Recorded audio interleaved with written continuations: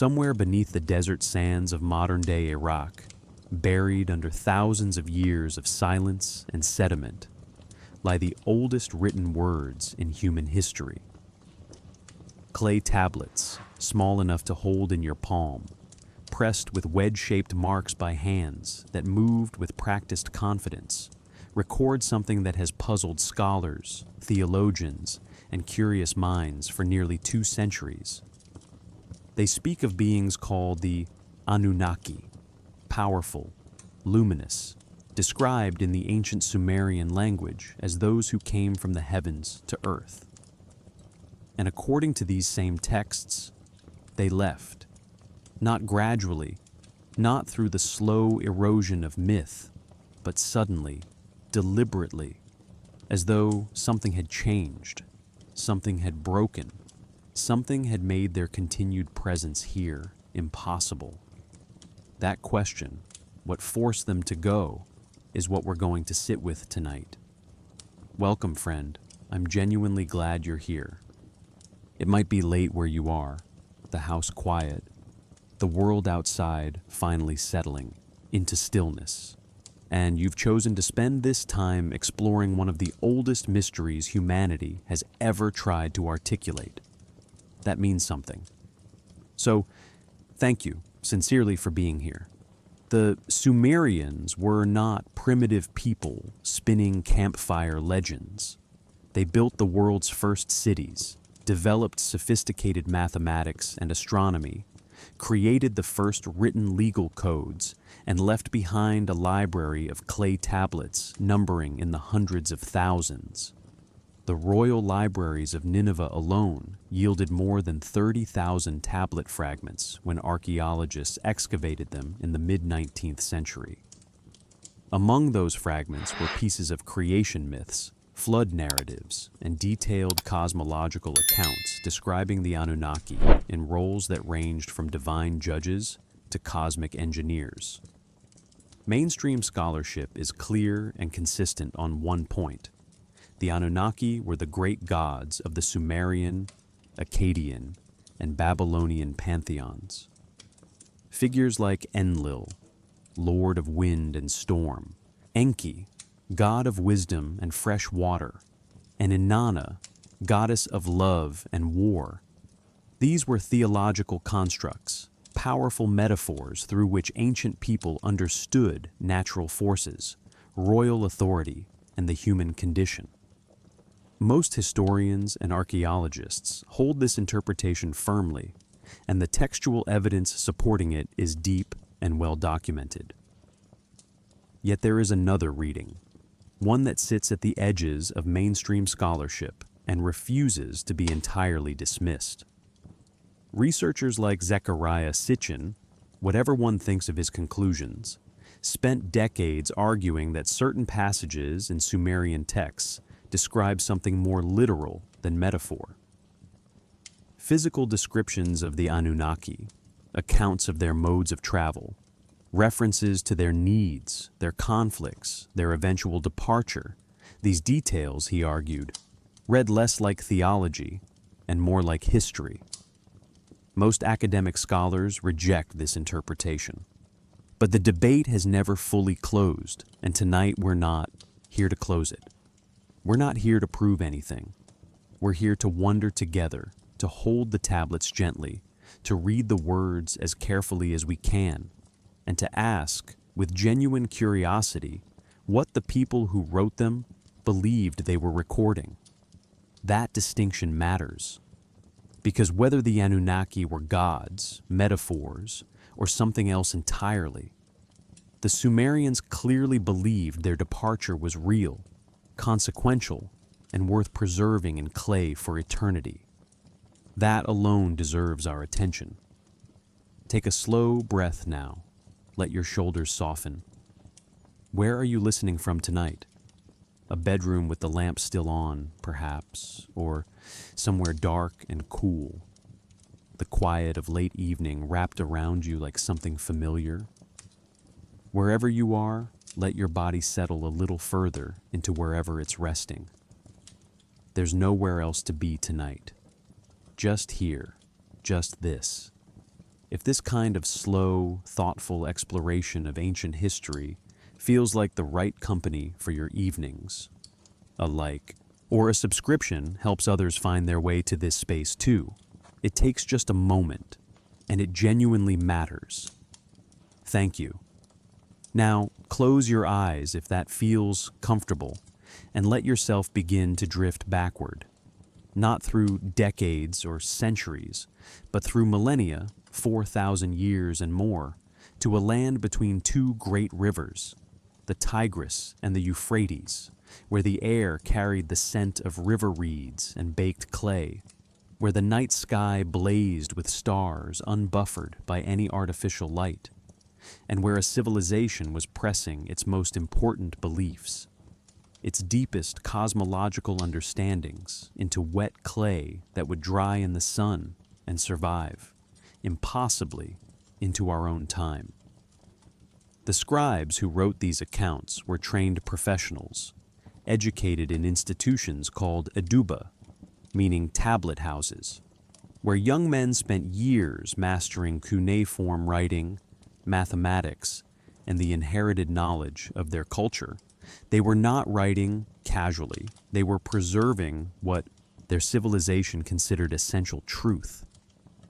And what they preserved again and again across different cities, different centuries, different scribal traditions was this: the Anunnaki had been here. They had shaped human civilization in ways both practical and profound. And then, something had happened. Something that the texts circle around with a kind of careful gravity, as though even the scribes who recorded it weren't entirely sure how to say what they knew. That something is where we begin.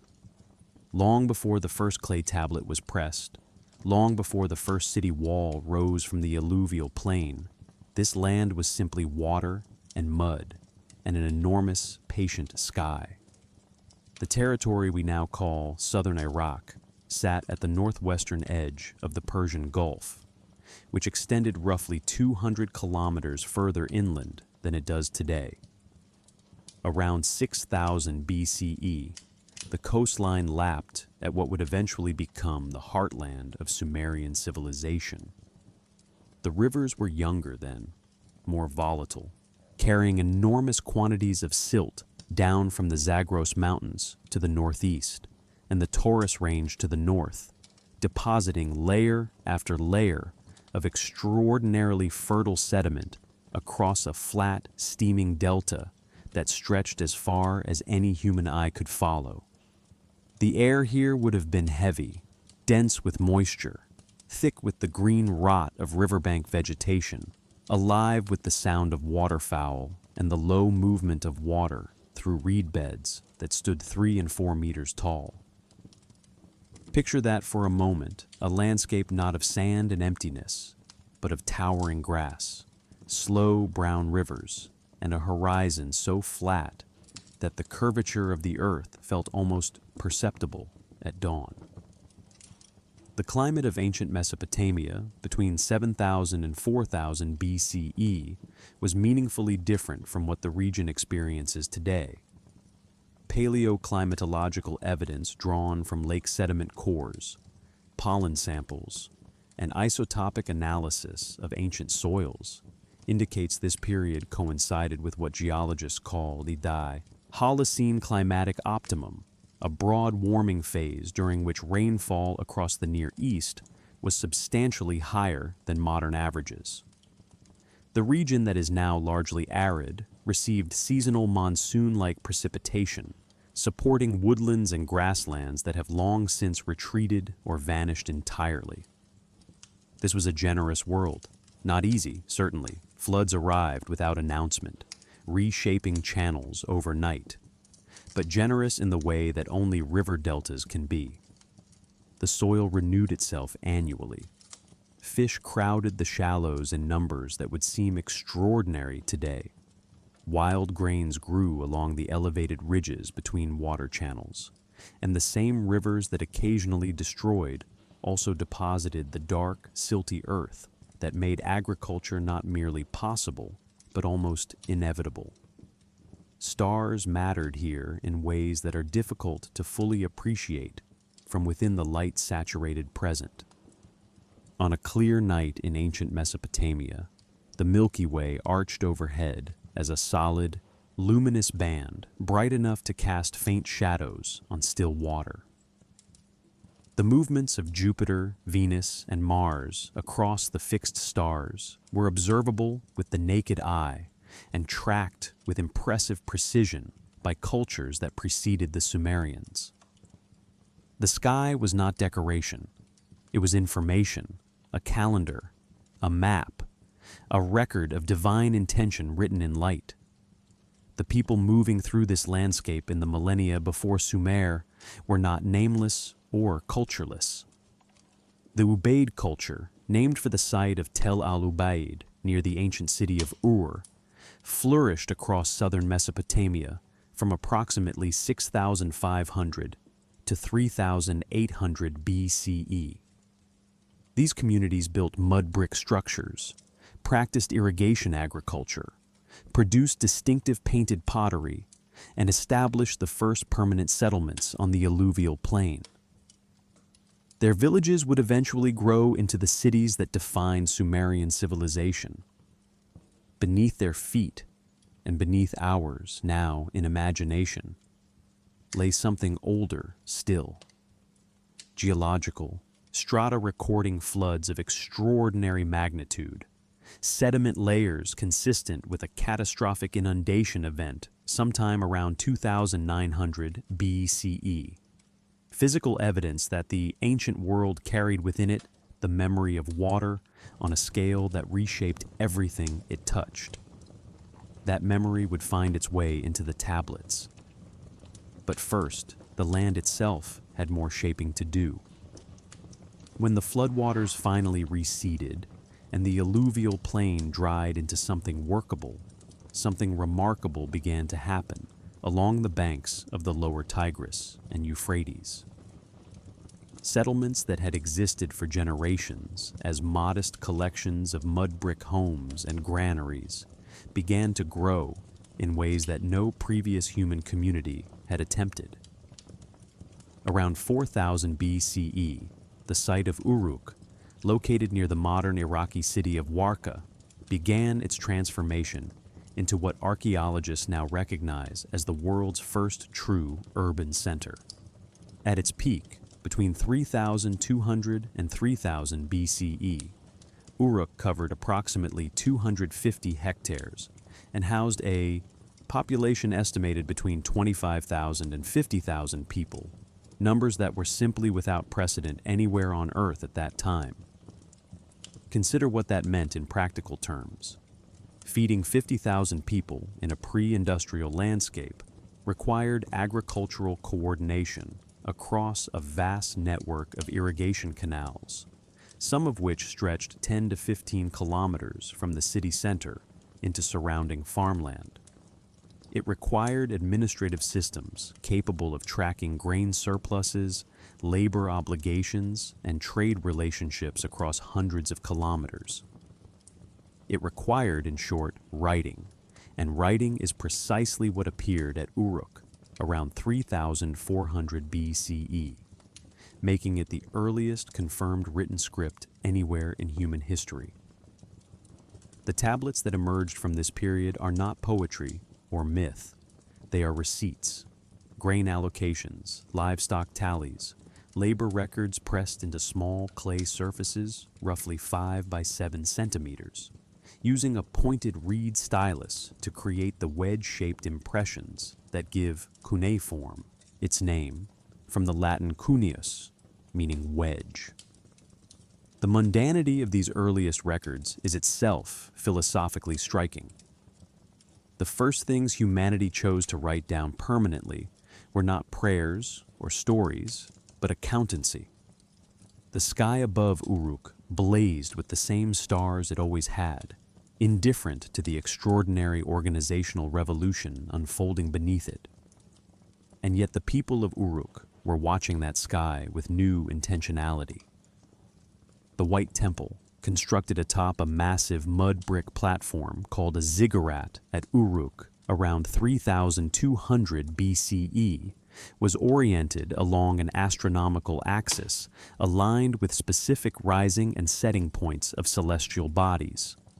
Its main axis deviates precisely 13 degrees from true north, a measurement that several researchers have connected to stellar alignments prominent during that era.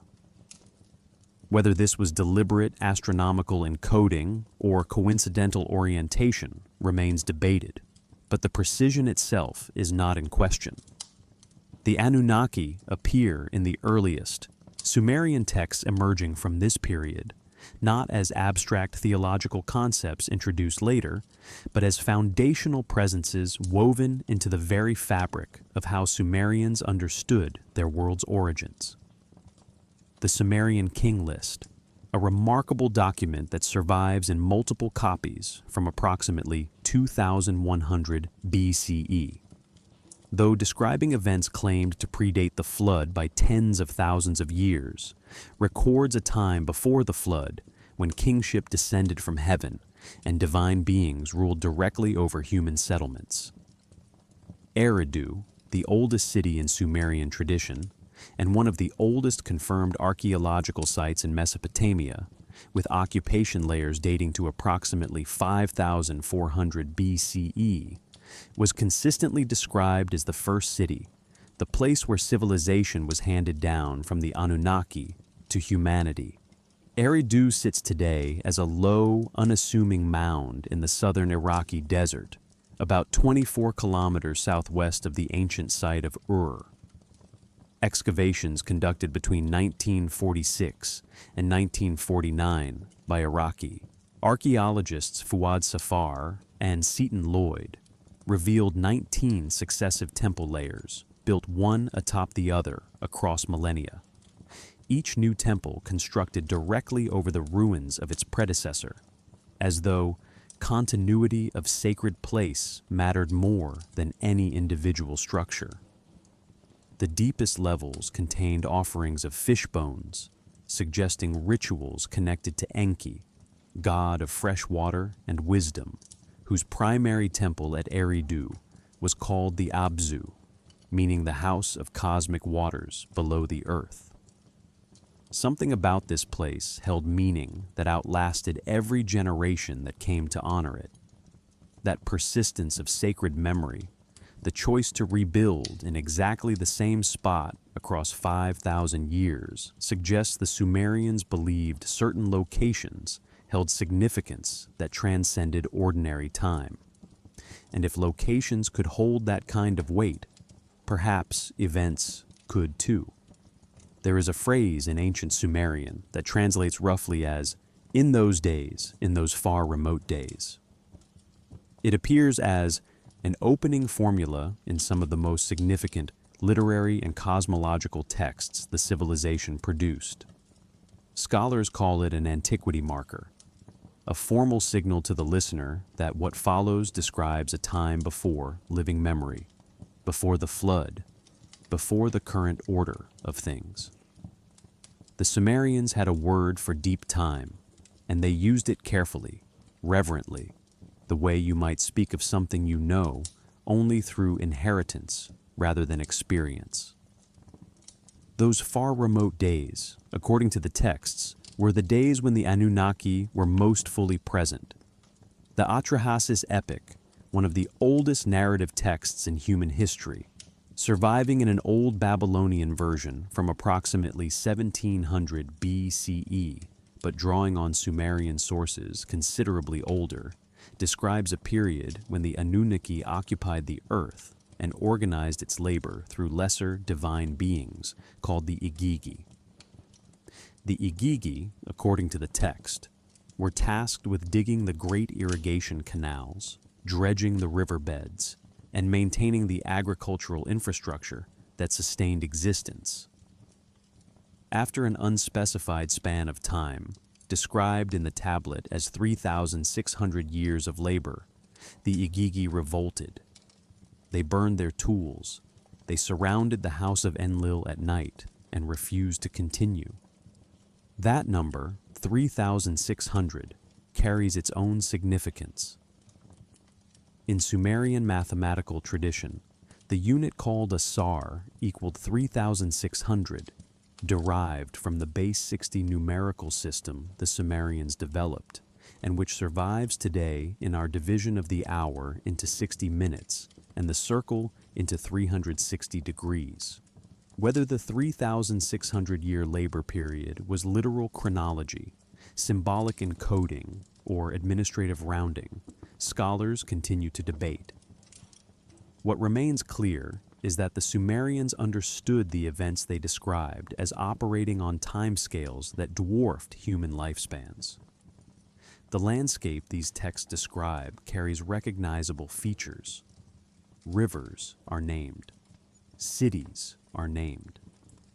The environmental conditions described in flood narratives match, with sometimes unsettling precision, the geological evidence for catastrophic inundation events in the Mesopotamian archaeological record. A distinctive clay layer, pale, fine-grained, and completely sterile of cultural material, was discovered by archaeologist Leonard Woolley during his excavations at Ur between 1922 and 1934. This layer, roughly 3 meters thick in places, separated older occupation debris from later material and contained no artifacts, no organic matter, no evidence of human activity whatsoever. Woolley interpreted it as physical confirmation of the Great Flood described in both Sumerian texts and later in the biblical account of Noah. The air above that ancient landscape carried something the tablets tried to capture in language. Heat rising from baked mud bricks in the afternoon. The sharp mineral scent of the river after a flood. Reed smoke from cooking fires drifting across a city that, to its inhabitants, must have felt like the absolute center of the Alir-Warnaoti known world, because it was. There was no other city like it anywhere within reach of their knowledge or their maps. Somewhere in that world, in the scribal schools and temple complexes of Nippur, Lagash, Eridu, and Ur, texts were being copied and recopied that describe the Anunnaki not merely as present, but as active, engineering the canals, establishing the Me, a Sumerian term describing the divine laws and civilizational gifts that governed everything from kingship and priesthood to music, craftsmanship, and the descent into the underworld. Maintaining a presence that was, according to every account, considered entirely normal, expected, and foundational. And then, the texts begin to change in tone. Gradually at first, then with increasing urgency, the narrative shifts from the Anunnaki as governors and givers to the Anunnaki as beings confronting something that threatens everything they have built. The careful, administrative language of the earlier tablets gives way to something rawer, more desperate, descriptions of decisions being made under enormous pressure, of divine councils convening in crisis, of choices that would reverberate across all subsequent time. The tablets do not sensationalize this shift. They record it the way a careful scribe records anything, methodically, in the language of a civilization that believed precision honored truth.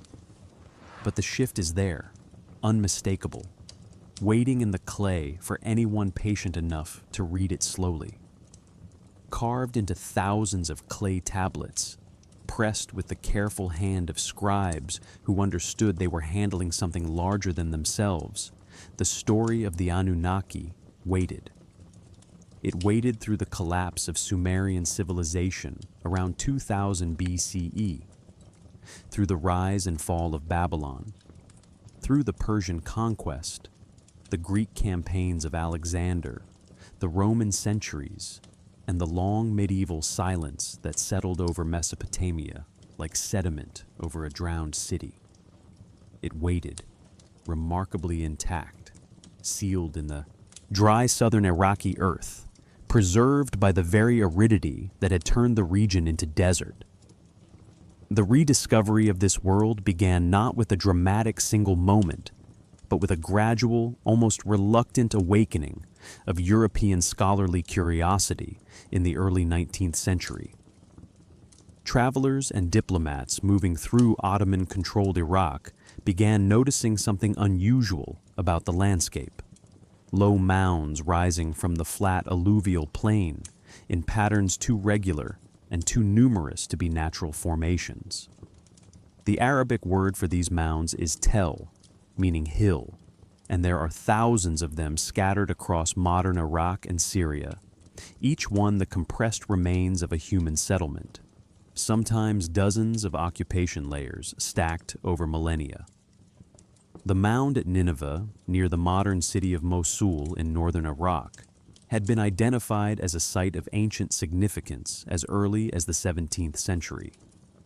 But serious excavation began in 1845 when a young British diplomat and adventurer named Austin Henry Layard arrived with a small team, limited funding, and an intensity of purpose that would reshape the entire field of ancient history.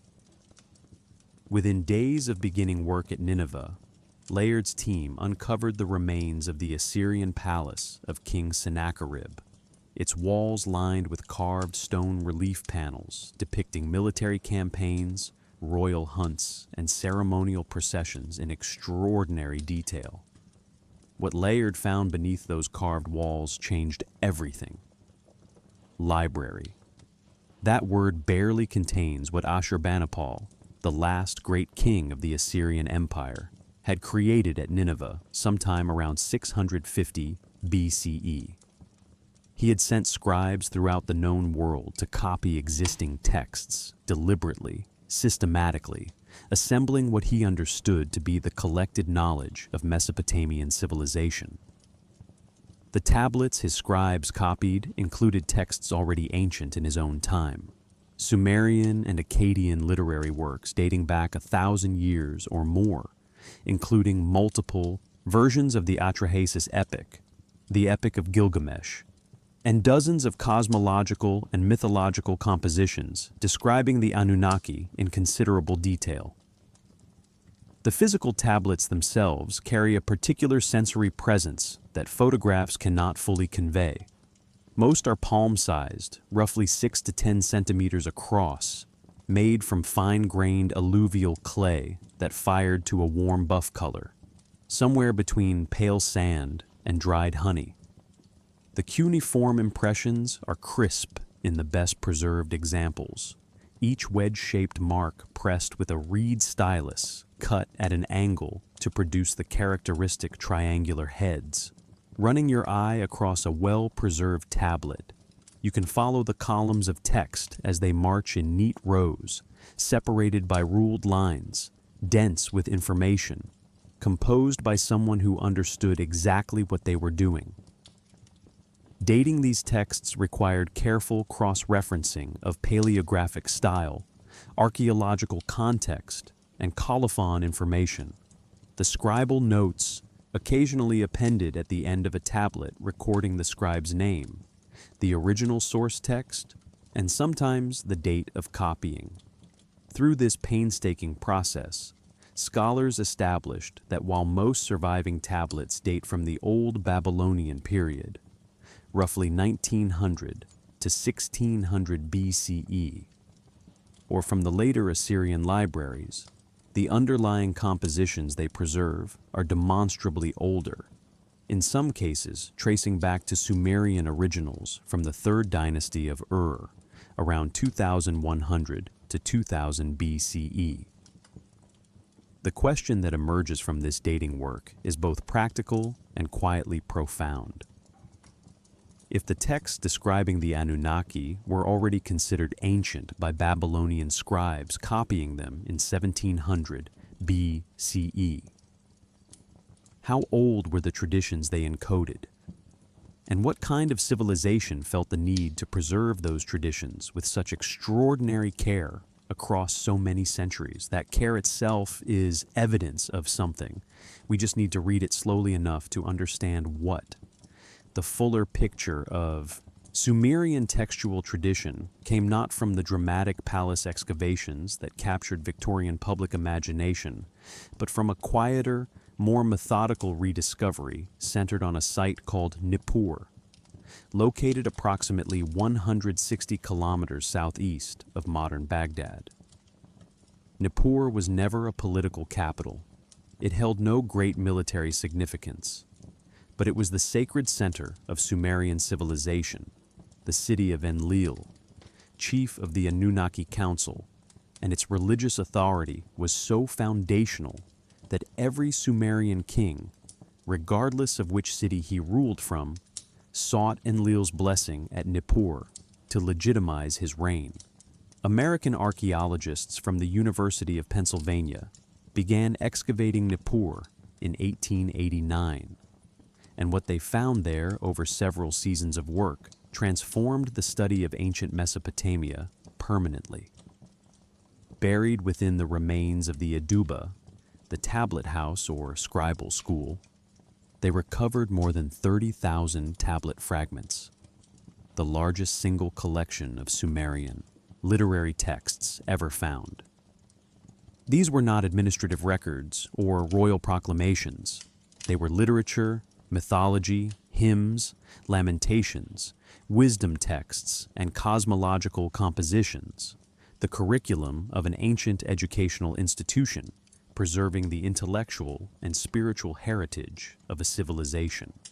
Among those fragments was a young University of Pennsylvania scholar named Hermann Hilprecht, working in the storage rooms of the Ottoman Imperial Museum in Constantinople in 1893, where excavated tablets were being held pending study. Hilprecht had been struggling for weeks with two small tablet fragments, each about the size of a matchbook, which seemed to contain related but disconnected text. The fragments were dirty, their surfaces obscured by centuries of compressed soil. He had cataloged them separately, assuming they belonged to different tablets entirely. One afternoon, working by the thin light entering through a high museum window, Hilprecht cleaned the edge of the first fragment with a soft brush and noticed something. The clay's texture along the broken edge matched, with unusual precision, the profile of the second fragment. He held them together carefully, barely breathing.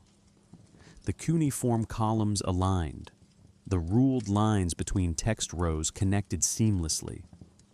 Two fragments catalogued months apart, assumed unrelated, were in fact two pieces of the same tablet, and together they completed a passage from a Sumerian temple hymn that had been considered fragmentary for years. Hilprecht recorded the moment in his 1903 publication with characteristic scholarly restraint. But the implications were not restrained at all.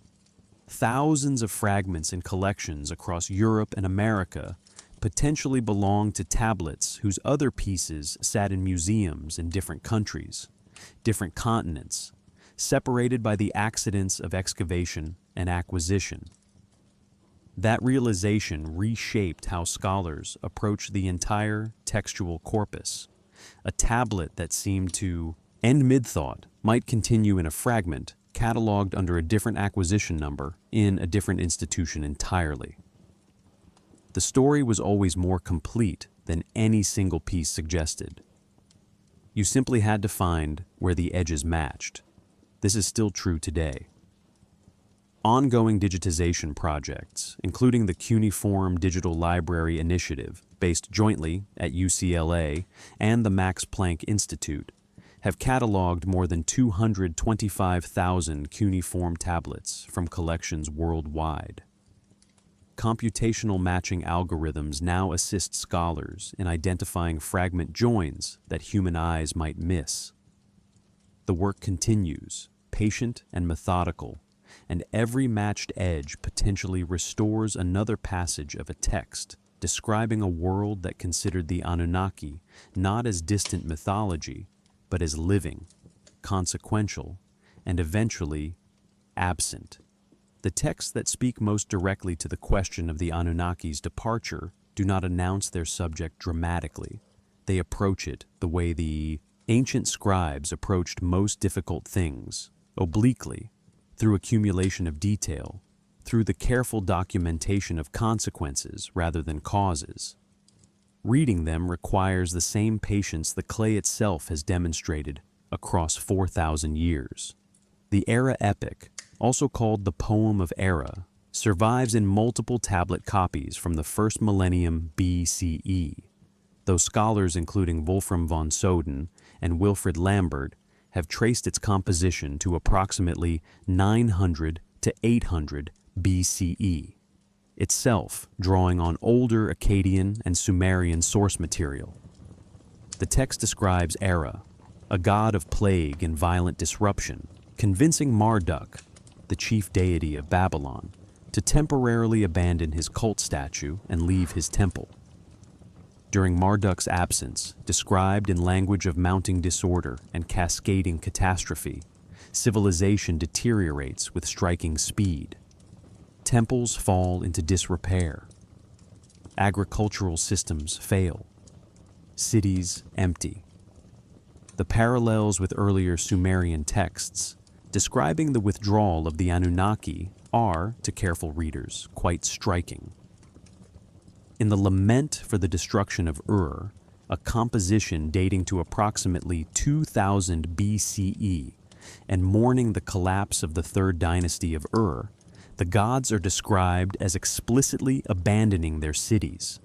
The relevant passage describes Nana, the moon god and patron deity of Ur, turning away from his city and Enlil decreeing the city's destruction. The text is unambiguous. The gods left first, and destruction followed. What forced that departure? The texts offer several overlapping explanations, and none of them are mutually exclusive. The Sumerian concept of divine abandonment was theologically coherent within their worldview. Gods could withdraw their presence when human behavior became intolerable, when ritual obligations were neglected, or when higher divine decisions required it.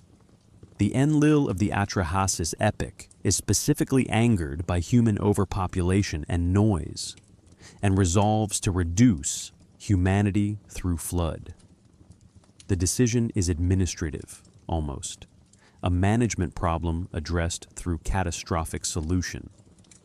Yet other passages carry a different texture entirely. The Descent of Inanna, one of the oldest literary compositions in human history, describes the goddess's deliberate journey into the underworld and her negotiated return. A round trip that carries unmistakable undertones of something being permanently exchanged, something lost in the passage between realms that cannot be fully recovered. The world Inanna returns to is subtly changed by her absence. Her presence, once taken for granted, is now recognized as something that had to be earned back. Several tablet passages use the Sumerian verb za, meaning to flee or to disappear suddenly, in context describing the departure of divine beings from specific locations. Za carries a connotation distinct from a peaceful withdrawal. It suggests urgency, disruption, something closer to escape than departure. Scholars, including Thorkild Jacobsen, whose foundational work on Sumerian theology remains required reading in the field, noted that divine abandonment in Sumerian thought was rarely portrayed as voluntary or peaceful. It was almost always a response to something, a reaction to conditions that had become untenable. What were those conditions? The tablets circle the question with the careful gravity of people who know the answer carries weight. Something happened. Something large enough to change the relationship between the divine and the human in ways that could not be undone. And pressed into clay, in the patient wedge marks of scribes who understood they were recording the most important thing their civilization knew. The answer waits. Imagine standing at the edge of Uruk sometime around 2800 BCE in the early morning, before the heat of the southern Mesopotamian sun has fully committed to the day. The city stretches before you across roughly 400 hectares, enclosed within a mud brick wall that the later Epic of Gilgamesh describes as extending 6 miles in circumference, with its inner and outer faces built from kiln-fired brick, and its core packed with rubite, the compressed debris of earlier settlement layers. The wall alone required an estimated 900 million baked bricks, each measuring approximately 26 by 16 by 8 centimeters, produced in industrial quantities by specialized labor teams working in shifts. This was not a defensive afterthought. It was a statement, physical and monumental, about what kind of place Uruk understood itself to be. The city that rose behind that wall was organized with a sophistication that continues to impress urban planners and archaeologists equally. 2 distinct monumental precincts dominated the city center. The Anu district, dedicated to the sky god Anu, chief father of the Anunnaki, housed the White Temple on its massive ziggurat platform, the whole structure rising approximately 13 meters above the surrounding plain. The Eanna district, sacred to Inanna, covered several hectares of ceremonial space containing multiple temple buildings, administrative storehouses, and an elaborate system of columned halls whose exterior walls were decorated with thousands of small clay cones pressed into the mud plaster in geometric patterns of red, black, and buff, creating mosaic surfaces that caught sunlight differently at each hour of the day. The Anunnaki, in Sumerian theological understanding, were not distant or abstract presences in this world. They were understood to literally inhabit their temple statues, divine beings of cosmic scale who had chosen, for reasons the texts describe with considerable complexity, to make their home among human settlements. Daily temple ritual across Sumerian cities was organized around this understanding with remarkable thoroughness. Temple staff, including priests, priestesses, musicians, lamentation singers, and administrative officials, maintained schedules of offering, purification, and ceremonial attention that ran from before dawn to after dusk. The god needed to eat, to be clothed, to be bathed, to rest, and to receive visitors, all enacted through ritual performance by specialized personnel, trained from childhood in the precise requirements of divine service. Sumerian astronomical knowledge, developed and refined across centuries of systematic naked-eye observation, reached levels of precision that continue to command genuine respect. By the early 2nd millennium BCE, Babylonian astronomers working within a tradition that traced directly to Sumerian foundations had calculated the synodic period of Venus, the time between successive appearances as morning star, to 587 days, a figure accurate to within a fraction of a percent of the modern calculated value of 583.92 days. They tracked Jupiter's movements against the fixed stars with sufficient accuracy to predict its position months in advance. The night sky above Mesopotamia was not a source of wonder alone, but a working instrument, read with the same practical intentionality that a modern engineer reads a technical diagram. The me, those divine laws and civilizational gifts held by the Anunnaki and distributed to humanity, covered domains that reveal the full scope of Sumerian civilizational ambition.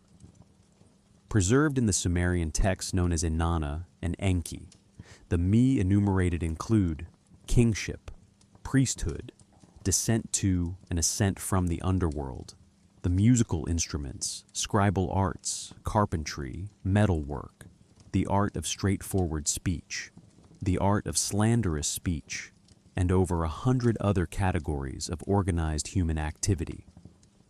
This was a civilization that understood itself to have received its entire cultural inheritance from beings who predated it, a gift economy on a cosmic scale. The river that sustained all of this moved past Uruk's walls with indifferent patience, carrying snowmelt from mountains the Sumerians could name, but few had ever seen, depositing the Ifi silt that fed the fields, that fed the city, that housed the temples, that housed the gods. Everything connected, everything depended on everything else, and at the center of that web of dependency, according to the Sumerians themselves, sat the Anunnaki, holding the whole system in a kind of divine equilibrium that felt, from inside it, like it might last forever. It did not last forever, but while it lasted, it produced something extraordinary enough that its echoes are still audible in the room where you're resting tonight. The Aduba at Nippur occupied a substantial mud brick building near the temple precinct. Its interior divided into rooms of varying sizes, the largest accommodating perhaps 40 students seated on low benches with clay tablets balanced on their knees. The smell of the place would have been distinctive: damp clay, reed smoke from oil lamps burning against the windowless interior, and beneath those the fainter, older smell of the building itself, mud brick absorbing and releasing the heat of successive days in slow, measured cycles. This was where Sumerian civilization reproduced itself intellectually, where the knowledge held in the texts was transferred from generation to generation through the patient medium of repeated copying. A senior student named Enki, whose name appears in an actual Sumerian school text from Nippur, dating to approximately 1740 BCE, arrived at the Aduba before sunrise on an ordinary working day. His task that morning was to copy a passage from the Atrahasis epic, the account of the Anunnaki's management of humanity and the Great Flood, onto a fresh tablet. He had copied portions of this text before, as all advanced students did, but today's passage described the Divine Council's deliberations in the period before the flood, specifically the exchange between Enlil, who had decided humanity must be destroyed, and Enki, who was determined to find a way around that decree. Enki prepared his clay carefully, working it to a smooth, even consistency free of air pockets that might crack the surface during drying. He cut his stylus reed at the prescribed angle, approximately 45 degrees, to produce the correct wedge proportions. Then, working from a master tablet held beside him, he began pressing the signs in neat columns, left to right across the surface, his hand moving with the automatic confidence of a skill practiced across years of daily repetition. The passage he copied that morning described Enki speaking to a reed wall, technically honoring the letter of his oath not to warn humanity directly, while still ensuring a loyal man received the information needed to survive. Enki pressed the words into clay without pausing. He had copied enough of the old texts to know that what looked like a technicality in divine law was actually something more interesting, a record of how even the most powerful beings navigated the space between obligation and compassion. He finished the tablet.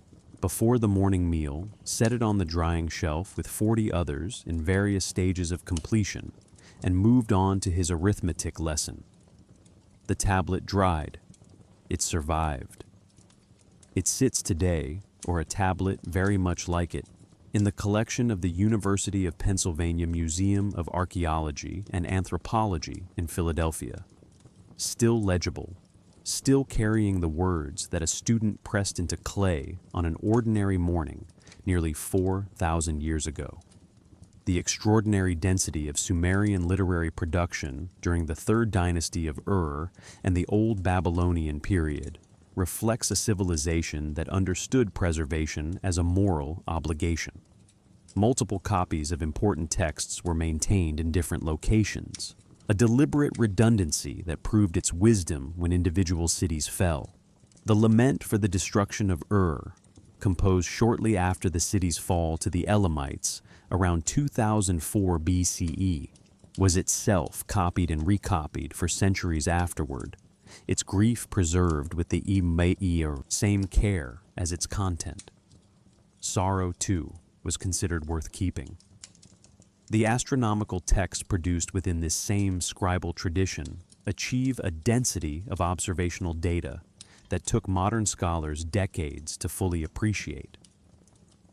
The Venus tablet of Amisaduqa, recording the rising and setting of Venus over a period of 21 years during the reign of the Babylonian king, Amisaduqa, around 1646 BCE, preserves observational records accurate enough that modern astronomers have used them to refine chronological calculations for the entire ancient Near Eastern historical sequence. These were not casual observations. They were the product of generations of systematic sky watching, institutionally organized and carefully preserved. The Anunnaki in these astronomical texts are not separate from the celestial bodies being observed. Anu inhabits the highest heaven. Enlil governs the middle atmospheric realm. Enki presides over the waters beneath the earth. The cosmos is not a backdrop for divine activity, but the medium through which divine presence is expressed and observed. Watching the sky was, in the most direct possible sense, watching the Anunnaki, which makes the texts describing their departure from that sky all the more striking in their implications.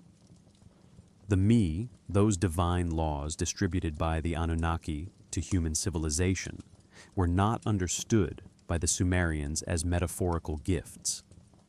They were treated as real objects, transferable, losable, and enormously valuable. The text describing Inanna's acquisition of the Me from Enki portrays them as physical items handed over during a banquet, with Enki growing progressively more generous, perhaps more inebriated, as the evening progresses, and Inanna loading them onto her celestial boat and transporting them from Enki's city of Eridu to her own city of Uruk.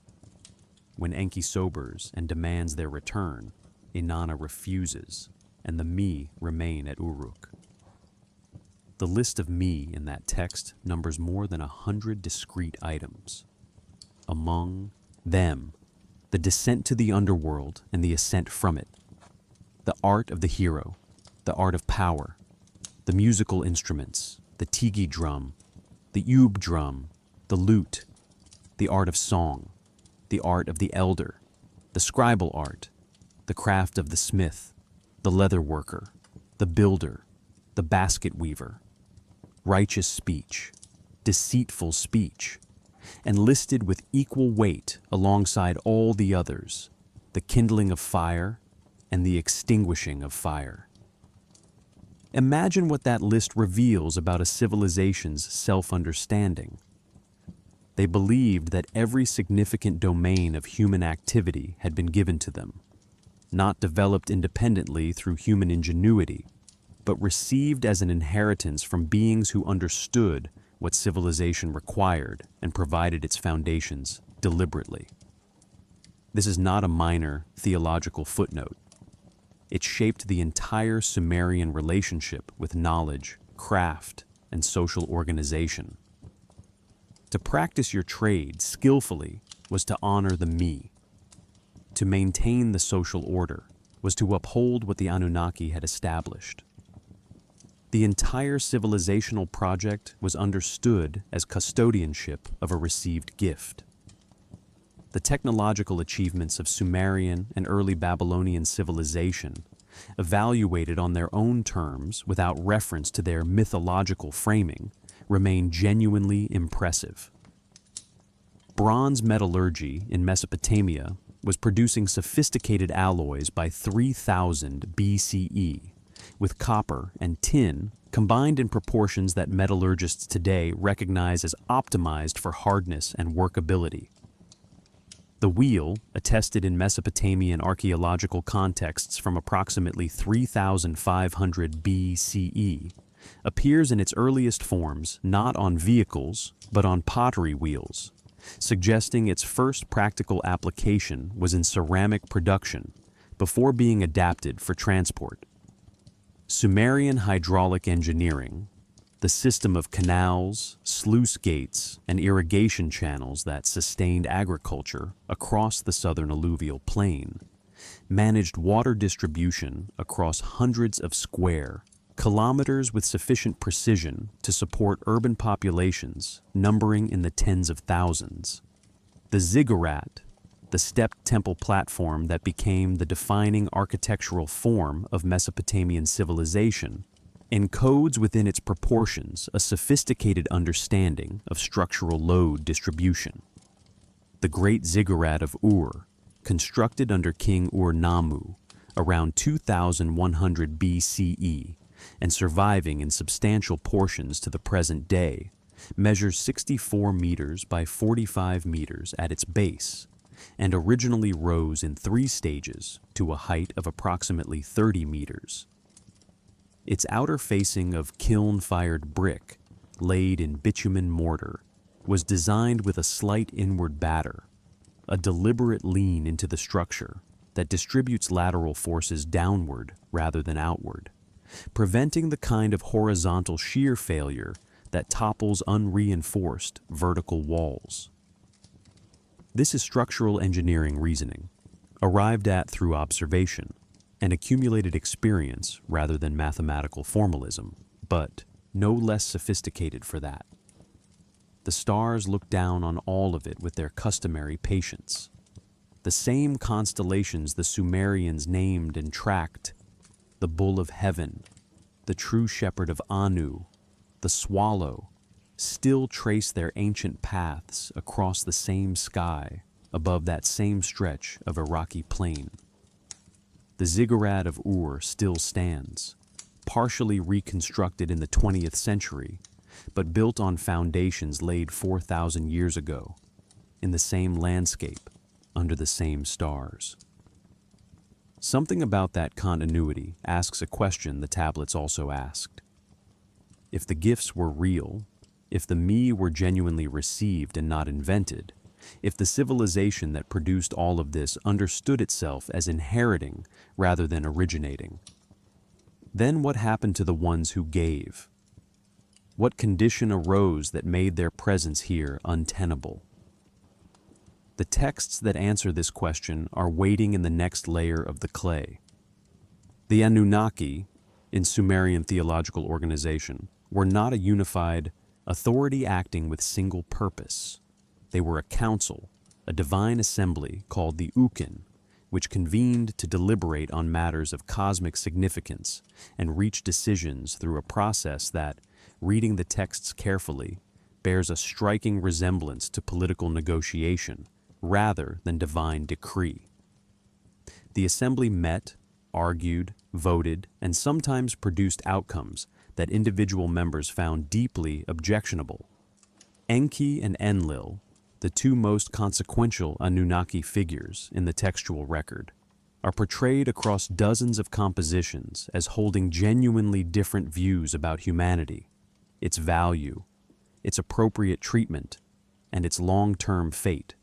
Enlil's position, expressed with consistent force across the Atrahasis epic, the Sumerian flood story, and numerous hymns addressed to him, is that humanity has become unmanageable.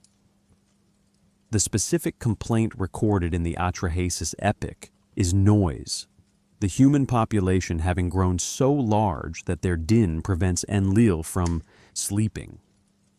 Modern scholars, including W.G. Lambert, have read this noise complaint as a metaphor for human autonomy and unpredictability, a theological encoding of the tension between divine order and the inherent messiness of conscious, willing beings operating within that order.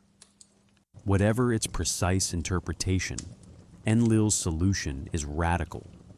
Reduction through plague, then through drought, and finally through the Great Flood that he intends to be total and permanent. Enki's counterposition is equally consistent across the textual tradition. He values humanity, perhaps because, according to the Atrahasis epic, he was instrumental in creating them, combining clay with the flesh and blood of a slain lesser deity to produce beings capable of performing the agricultural labor the Igigi had refused. Enki's interventions on humanity's behalf are persistent and ingenious, advising communities how to focus worship on specific deities to avert plague, how to restore agricultural productivity during the drought, and ultimately warning Atrahasis, the Sumerian flood hero, through the reed wall stratagem, to build a vessel sufficient to survive the coming deluge. This divine disagreement, preserved across multiple independent textual traditions spanning more than 1,000 years of Mesopotamian literature, describes something that goes beyond simple theological allegory. The specificity of the conflict, the named parties, the described motivations, the recorded outcomes, carries the texture of something that the Sumerians believed had actually occurred in real time, with real consequences for the world they inhabited. Imagine sitting in the temple precinct at Nippur at night, the ziggurat platform rising dark against a sky brilliant with stars, the air carrying the faint coolness of the river a kilometer to the east. A priest reading the Atrahasis text aloud to initiates would have described Enlil's anger not as ancient history, but as theology with present implications. The Bipel, Council of the Anunnaki, had reached decisions that shaped the current world.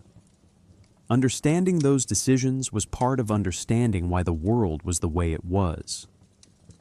The flood that both Enlil and the archaeological record describe was not, in the Sumerian understanding, the end of the story.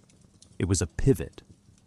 After the flood, the texts describe a changed relationship between the Anunnaki and humanity, more distant, more mediated, conducted increasingly through human intermediaries, kings and priests rather than direct divine presence.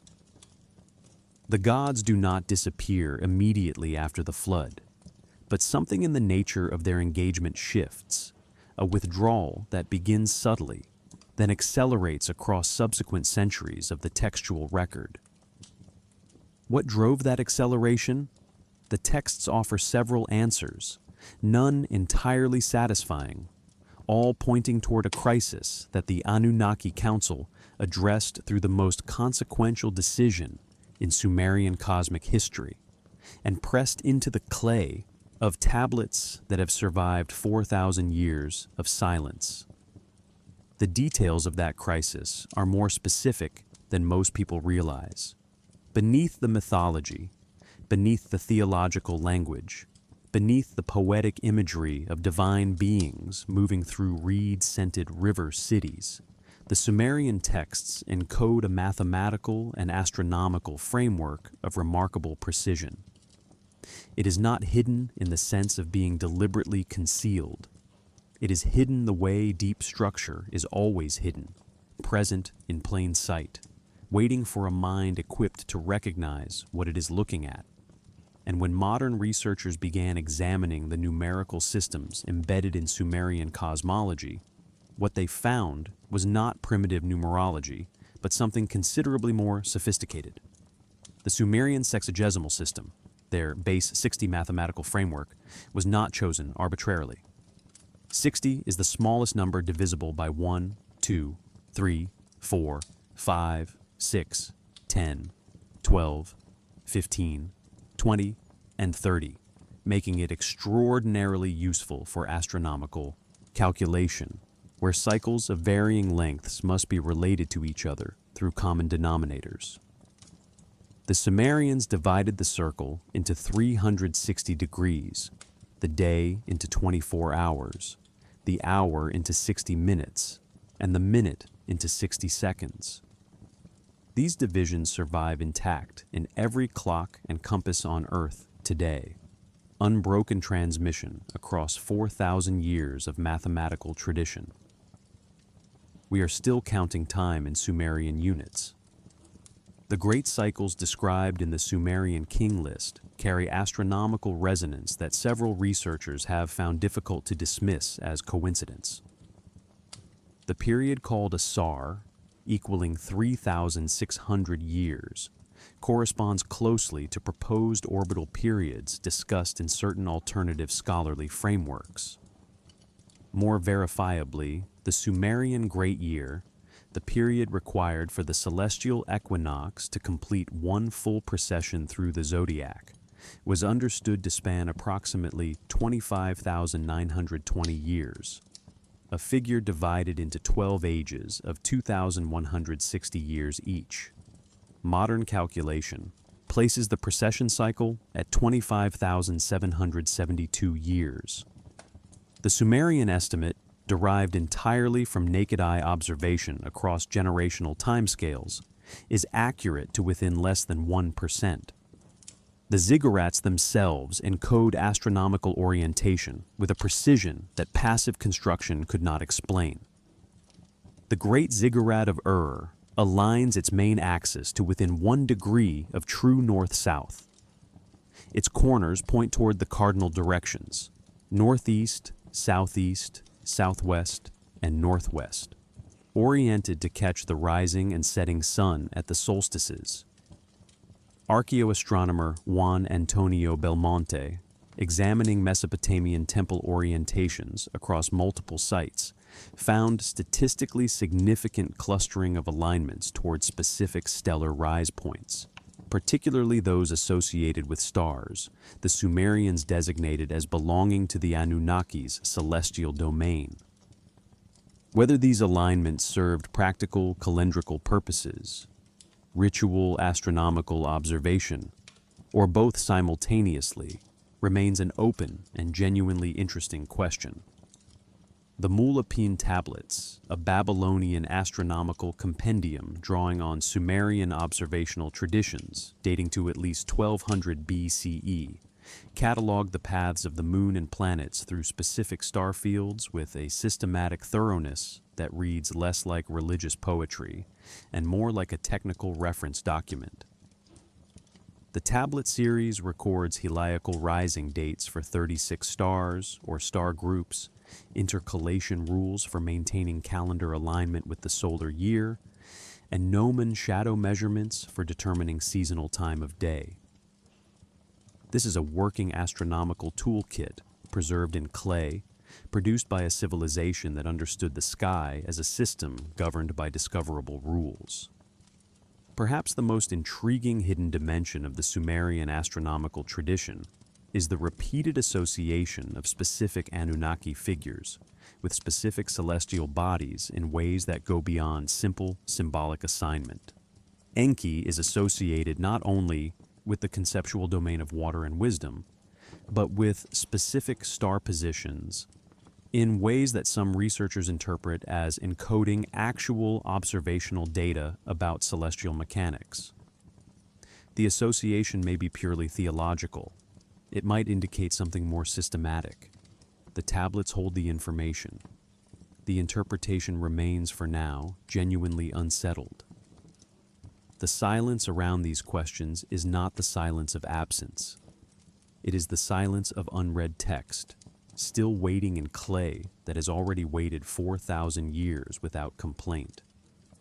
The flood narrative preserved in Sumerian and Babylonian texts is one of the most extensively studied compositions in ancient literature, and one of the most persistently misread. Most people encounter it through its biblical parallel, the story of Noah, and approach the Mesopotamian versions as either source material for that account or as independent mythology. Both readings, while not wrong, miss something that sits directly on the surface of the tablets themselves, visible to anyone reading the original language carefully. The flood in the Sumerian texts is not primarily a story about water.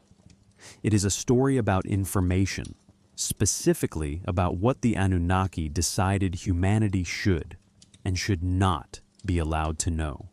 The Atrahasis epic makes this dimension explicit in a passage that receives less scholarly attention than the flood narrative itself. After the flood subsides and Atrahasis emerges from his vessel, Enlil confronts Enki with direct fury, not primarily about the survival of humanity, but about the survival of knowledge. Enki had warned Atrahasis. He had transmitted information across the boundary the divine council had established. He had, in the theological language of the text, violated the decision of the assembly. The argument between Enlil and Enki in the post-flood passage is fundamentally about who controls access to divine knowledge and whether that knowledge can legitimately be shared with human beings. This framing recurs across multiple Sumerian compositions with a consistency that suggests it reflects a genuine theological concern rather than incidental narrative detail. The myth of Adapa, preserved in Akkadian versions from approximately 1400 BCE, but drawing on older Sumerian tradition, describes a man of extraordinary wisdom, created by Enki and given near-divine understanding, who is then deliberately prevented by Enki himself from achieving full divine status. Enki warns Adapa not to eat or drink what is offered to him in the heaven of Anu, advice that results in Adapa refusing the food and water of immortality, remaining mortal despite his proximity to the divine realm. One interpretation reads Enki as protecting Adapa from a trap. Another reads Enki as deliberately maintaining the boundary between human and divine knowledge, for reasons the text leaves carefully unstated. Beneath these narratives lies a consistent structural pattern. The Anunnaki possess knowledge of a specific and consequential kind. Some of them, particularly Enki, demonstrate persistent willingness to share portions of it with humanity. Others, particularly Enlil, resist that sharing with equal persistence.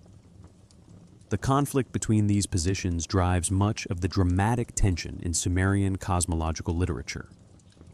And the resolution of that conflict, across the arc of the full textual tradition, moves consistently in one direction, toward restriction, toward distance, toward the withdrawal of direct divine presence from human affairs. What that knowledge consisted of is suggested but never fully enumerated in the surviving tablets. The Me list provides partial inventory. Astronomical knowledge appears prominently in multiple contexts. Metallurgical and agricultural technologies are attributed to divine instruction. The ability to read celestial signs and interpret divine intention from astronomical observation is specifically described as a gift transmitted from the Anunnaki to specially trained human intermediaries.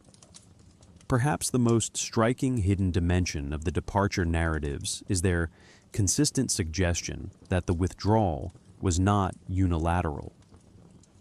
Several passages describe human behavior as contributing to the conditions that made the Anunnaki's continued presence untenable.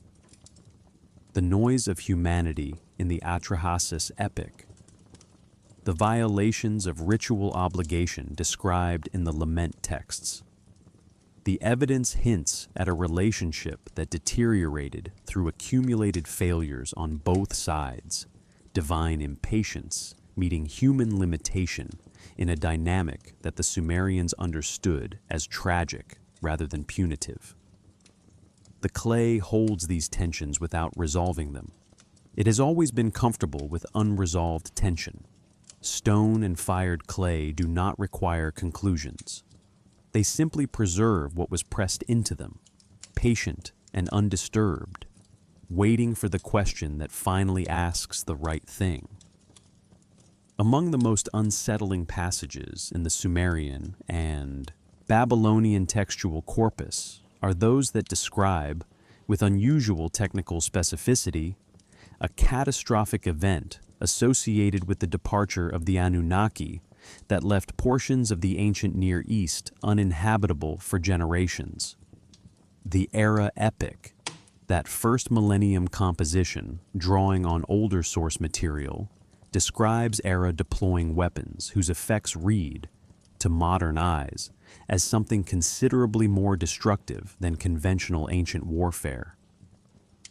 The relevant passages describe fire that falls from the sky, land that becomes barren and poisoned, populations that sicken and die in ways inconsistent with sword or spear, and a region rendered so inhospitable that even the gods are described as avoiding it. Mainstream scholarship interprets these passages as literary amplification, the conventional ancient Near Eastern practice of describing military and divine destructive power in hyperbolic terms to convey the magnitude of catastrophic events. Cities were destroyed by invasion, populations displaced by famine and disease, agricultural systems collapsed by the disruption of irrigation networks, all catastrophic enough without requiring any additional explanatory framework. This interpretation is supported by substantial archaeological evidence for the collapse of multiple Mesopotamian urban centers during the late 3rd and early 2nd millennia BCE. Yet researcher Zecharia Sitchin and more recently nuclear physicist John Brandenburg, examining the textual descriptions alongside geological survey data from the Sinai Peninsula, have proposed that certain passages in the era epic and related texts describe the use of weapons producing effects consistent with high-energy detonation rather than conventional military action. Brandenburg's 2014 work examined gamma-ray spectrometry data from NASA's Mars Odyssey mission alongside terrestrial geological anomalies in the Sinai region, proposing connections that most mainstream geologists and archaeologists find unconvincing, but that have not been entirely without scholarly discussion. What is archaeologically verifiable, and what mainstream scholarship does accept, is that several ancient cities in the Levant and southern Mesopotamia show destruction layers containing evidence of unusually intense heat events. The site of Tel El Hammam in Jordan, proposed by some researchers as the biblical Sodom, shows a destruction layer dated to approximately 1650 BCE, containing spherules of melted metal, shocked quartz crystals, and building materials vitrified at temperatures exceeding 2,000 degrees Celsius, temperatures that conventional ancient warfare cannot produce. Archaeologist Philip Silva and his team published these findings in the peer-reviewed journal Scientific Reports in 2021, proposing a cosmic airburst event, similar to the 1908 Tunguska event in Siberia, as the most likely explanation. Whether this event, or events of similar character, connects to the Anunnaki departure narratives in any direct way is a question the tablets themselves do not answer with precision. What they do describe, with the careful gravity of scribes recording something they considered of lasting importance, is a transformation of the physical landscape following the departure of divine presence. Land that had been productive becoming barren, cities that had been sacred becoming empty, a world subtly but permanently altered by whatever had occurred. The stillness that settles over those descriptions in the text carries its own kind of weight. The lament compositions, those extraordinary poems mourning the destruction of Ur, Nippur, Agada, and other great Sumerian cities, describe landscapes emptied of both human population and divine presence simultaneously. The gods left, then the cities fell. The sequence matters to the Sumerians. It might matter to us as well. The unseen dimensions of what the tablets describe, the knowledge withheld, the weapons deployed, the landscape transformed, the divine council's final decision, these remain genuinely open questions. The clay does not overstate its case.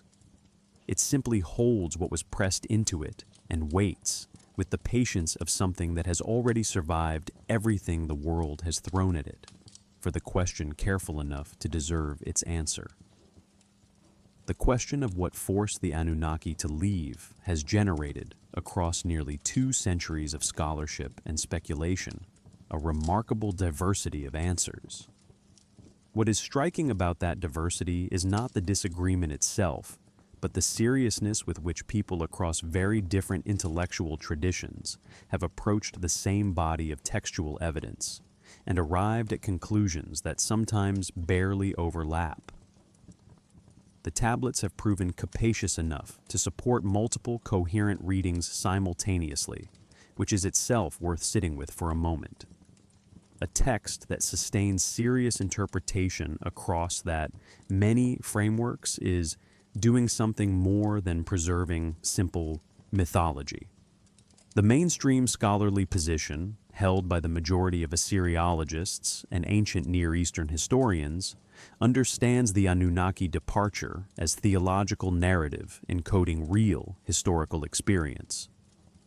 When Sumerian cities fell to invasion or famine, when irrigation systems collapsed and populations dispersed, the theological language available to make sense of catastrophe was divine abandonment. The gods had left. This was not literal description of literal events, but the only framework a deeply religious civilization possessed for articulating the experience of civilizational collapse. Scholars including Thorkild Jakobsen, Samuel Noah Kramer, and more recently Piotr Michalowski have developed this interpretation with considerable textual sophistication, and the evidence supporting it is deep and well-grounded. A second position, less mainstream but represented by serious academic voices, reads certain Sumerian passages as encoding genuine historical memory of real, political or environmental catastrophes that theological language imperfectly preserves. The flood narratives in this reading preserve actual memory of catastrophic inundation events in the archaeological record. The Divine Council debates perhaps encode real conflicts among priestly factions or competing city-states whose political struggles were mythologized across subsequent generations into something grander and more cosmic. This interpretation finds support in the remarkable consistency of certain concrete, geographical, and environmental details across otherwise very different textual traditions. Details too specific to be purely symbolic invention. A third position, sitting well outside mainstream academic consensus, but commanding serious popular attention, reads the Anunnaki narratives as literal accounts of non-human intelligent beings who intervened in human development and eventually departed for reasons encoded in the texts themselves. Zecharia Sitchin's work argued from direct textual analysis that specific Sumerian passages describe technologies and biological interventions in language mistranslated by conventional scholarship. Most professional Assyriologists reject Sitchin's translations as linguistically indefensible, and scholar Michael Heiser examined Sitchin's translation methodology in considerable critical detail in his 2013 work. Yet the question Sitchin's work raises about why certain passages carry the specific technical texture they do have not all received equally thorough responses from mainstream scholarship. Perhaps the most intellectually honest position available tonight is the one the tablets themselves seem to model, holding multiple interpretations simultaneously without forcing premature resolution. The Sumerians were comfortable with divine figures, who were simultaneously theological constructs and narrative characters with specific personalities, histories, and documented motivations. They did not appear to experience this as contradiction.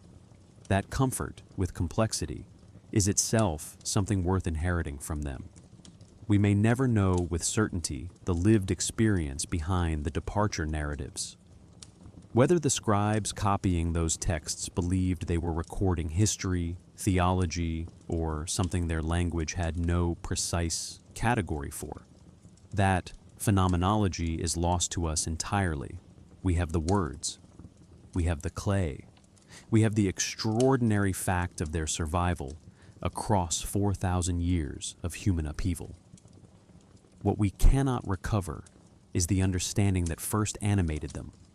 That gap between the words and their original meaning is where all genuine mystery lives. The Sumerian account of divine beings who came, shaped human civilization, and then departed is not a uniquely Mesopotamian narrative. Sitting with this fact quietly, without rushing toward conclusions about what it means, is one of the more genuinely interesting things you can do with the evidence the ancient world has preserved. Because the pattern recurs across cultures separated by thousands of kilometers, and in some cases, thousands of years, with a consistency that invites, at minimum, a thoughtful question about what shared human experience it might reflect. The Vedic tradition of ancient India describes the Devas, divine beings of considerable power, who interacted directly with human civilization in a primordial age before withdrawing to separate realms. The Mahabharata and the Puranas contain passages describing flying vehicles called vimanas, weapons of extraordinary destructive capacity called brahmastra, and a gradual recession of divine presence across successive ages, the yugas, each representing a measurable diminishment of direct divine engagement with the human world. The structural parallels with the Sumerian narrative of progressive divine withdrawal suggest either shared cultural transmission across ancient trade networks or independent encoding of remarkably similar experiences by civilizations that never demonstrably contacted each other. The Egyptian tradition describes the Zep-Tepi, the first time, a primordial era when divine beings called the Netjeru ruled Egypt directly before withdrawing and establishing human kingship as their earthly continuation. Certain architectural orientations at Giza encode stellar alignments that some researchers, including Robert Bauval in his 1994 Orion correlation work, have connected to dates considerably earlier than conventional Egyptological chronology assigns to those structures. Whether this connects to the Zep-Tepi tradition directly remains genuinely debated, but the convergence of extraordinary astronomical precision with narratives of primordial divine presence appears in both Egyptian and Sumerian traditions with striking independence. The Mesoamerican evidence presents perhaps the most geographically striking parallel. The Aztec accounts of Quetzalcoatl, the feathered deity who brought civilizational knowledge to humanity and then departed across the Eastern Sea, carry structural similarities to Sumerian departure narratives that scholars of comparative mythology, including Joseph Campbell, explored at considerable length. The Mayan long count calendar, with its orientation toward cyclical timescales spanning thousands of years, reflects a cosmological framework in which divine presence operates on cycles far exceeding individual human lifespans, a pattern entirely consistent with the Sumerian SAR calculations and the Great Precessional Year. Some researchers, including Graham Hancock in his extensive work on pre-diluvial civilizations, propose that these cross-cultural parallels reflect shared inheritance from a common source predating the Younger Dryas period, roughly 12,900 to 11,600 years ago, when rapid climate disruption reshaped human populations across multiple continents simultaneously. Mainstream archaeology attributes the parallels instead to universal features of human psychological and social experience, the tendency of all cultures to project divine origins onto the founding moments of civilization. We may never resolve that disagreement with the evidence currently available to us, and perhaps that is appropriate. What the cross-cultural pattern suggests, regardless of its ultimate explanation, is that the question the Sumerians pressed into clay was not theirs alone to carry. Something about human experience across multiple independent civilizations generated the same narrative architecture, divine presence arriving, shaping, withdrawing, and leaving behind knowledge, longing, and the unresolved question of whether return was possible. Maybe the question itself is the inheritance. Maybe what the Anunnaki, or whatever reality they encoded in their departure, left behind was not only the me, the astronomical knowledge, the agricultural foundations. Maybe they left the question of their going as something humanity was meant to carry forward and keep asking in whatever language and whatever medium each age provided. The clay carried it for 4,000 years. Tonight, quietly, so do you. Memory is more durable than the civilizations that produce it. This is perhaps the most quietly remarkable thing the Sumerian textual tradition demonstrates, not through argument, but through simple, undeniable fact. The cities fell. The irrigation networks silted up and failed. The scribal schools closed, their student benches empty, their drying shelves bare. The language itself, Sumerian, ceased to be spoken as a living vernacular sometime around 2000 BCE, surviving only as a liturgical and scholarly language maintained by Babylonian and Assyrian priests the way Latin was maintained in medieval European monasteries, understood by specialists, no longer spoken in markets or homes. And yet the text survived, copied, recopied, translated into Akkadian, stored in temple libraries across a dozen successive civilizations.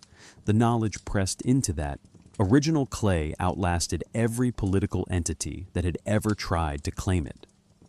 The mechanism of that survival was institutional rather than accidental.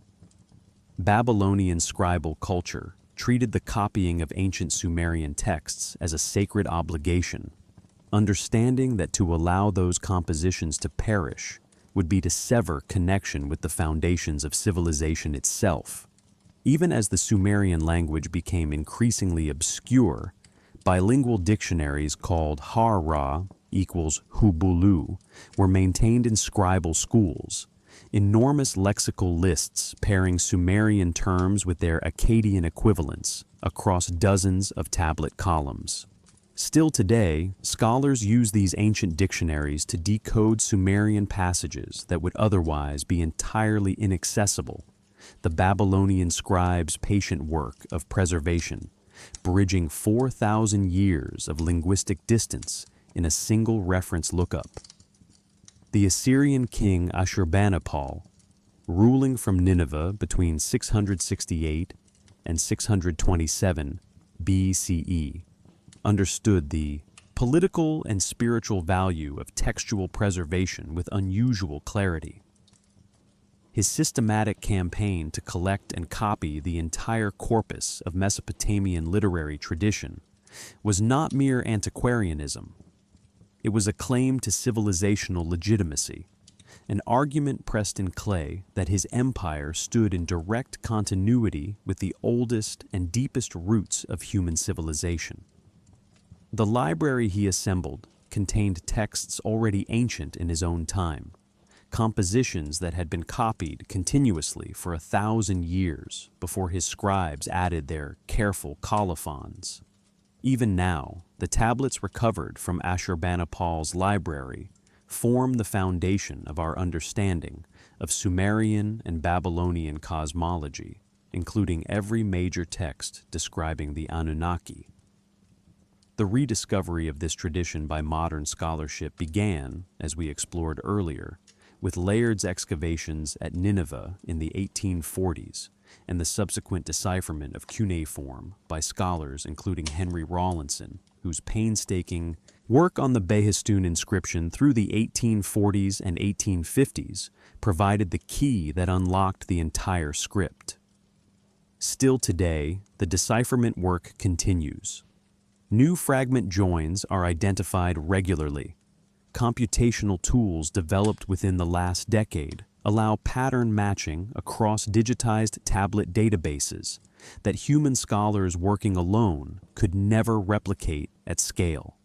The Cuneiform Digital Library Initiative has made more than 225,000 tablet images freely available online, and researchers worldwide are currently working through material that has never been fully translated or analyzed. Even now, tablets excavated generations ago and sitting in museum storage await their first serious scholarly examination.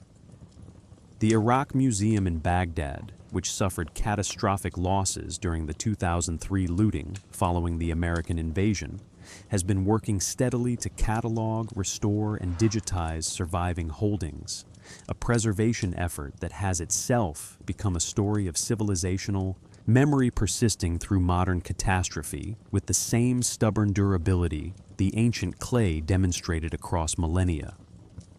Approximately 15,000 tablets stolen in 2003 have been recovered and returned through international law enforcement cooperation, each one carrying information that may yet reshape understanding of specific historical or textual questions. The cycle of loss and recovery is, perhaps, its own kind of teaching embedded in the tradition. The Sumerians knew about cycles. Their astronomical calculations were organized around them. Their cosmology was built on the understanding that what rises will set, what falls will eventually be recovered, what is forgotten will, given sufficient time and sufficient care, be remembered again. The Anunnaki themselves, in the textual tradition, are associated with cyclical return rather than permanent absence. The question of whether they departed finally or temporarily is one the texts deliberately leave open. Still today, that openness persists. Researchers, scholars, independent investigators, and curious listeners like you, sitting in the quiet of a late evening with the ancient world present in the room, continue the act of attention that the original scribes began. The tablets were pressed into clay so that someone, someday, would read them carefully enough to understand what they preserved. That reading is still happening. It is happening right now in the patience you have brought to this night, in the questions this story has opened in you that will still be present when you wake tomorrow. The story did not end when the last Sumerian scribe set down his stylus. It transferred, as all living knowledge does, into whatever minds were willing to carry it forward. Tonight, for a few quiet hours, it has been living here, between us, in the space where ancient clay and present attention meet. That is not nothing. That is, perhaps, exactly what the tablets were waiting for. Let yourself rest now, fully, without reservation, without the need to hold anything in particular in mind. The questions we have carried together through this long evening do not require answers tonight. They have waited 4,000 years in clay. They are entirely comfortable waiting a little longer, patient as sediment, patient as the slow drift of stars across a Mesopotamian sky that has not fundamentally changed since the first scribe pressed the first wedge into the first tablet and decided that what he knew was worth preserving. The ruins of Ur still stand in the southern Iraqi plain, the great ziggurat's lower stages intact, its mud brick core exposed to the same desert wind that moved across it when Ur-Nammu's builders shaped its corners toward the cardinal directions 4,000 years ago. At night, in that landscape, with no city lights within many kilometers, the stars appear as the Sumerians saw them, dense and immediate. The Milky Way, a solid presence overhead rather than a faint suggestion at the edge of vision, the same stars. the same alignments, the same patient celestial mechanics turning on the same axes, indifferent to every empire that has risen and fallen beneath them, carrying their ancient light forward without interruption or loss. Somewhere beneath the alluvial plain that surrounds those ruins, more tablets wait. Archaeologists estimate that only a fraction of ancient Mesopotamian sites have been excavated to any significant depth, and that the tablets recovered so far represent a small portion of what the earth still holds.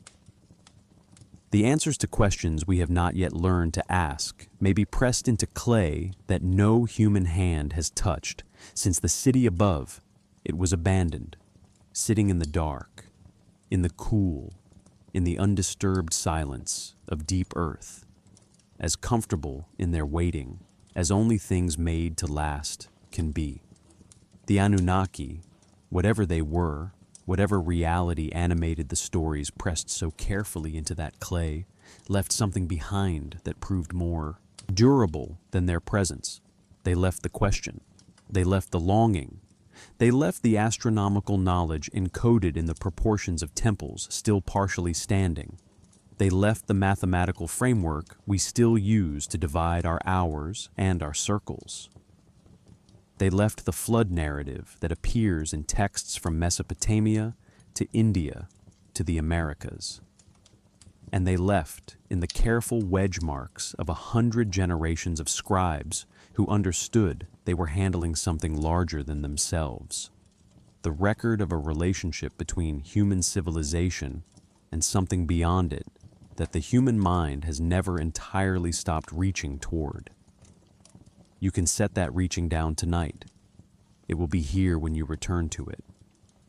The wind still moves through the ruins of Nippur, carrying fine alluvial dust across mud brick walls that have been settling slowly into the plain for 2,000 years.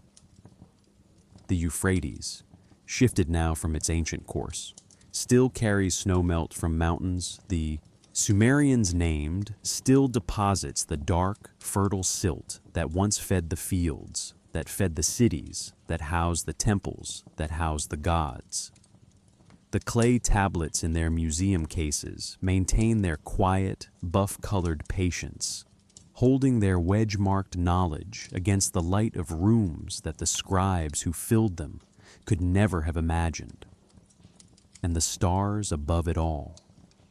The stars that the Anunnaki were said to inhabit, that the Sumerian astronomers tracked with such deliberate care, that blazed overhead while a student named Enki pressed ancient words into fresh clay on an ordinary morning nearly 4,000 years ago. Those stars are still there, still moving on their ancient cycles, still writing their slow, luminous story across a sky that has witnessed everything and forgotten nothing. Rest now.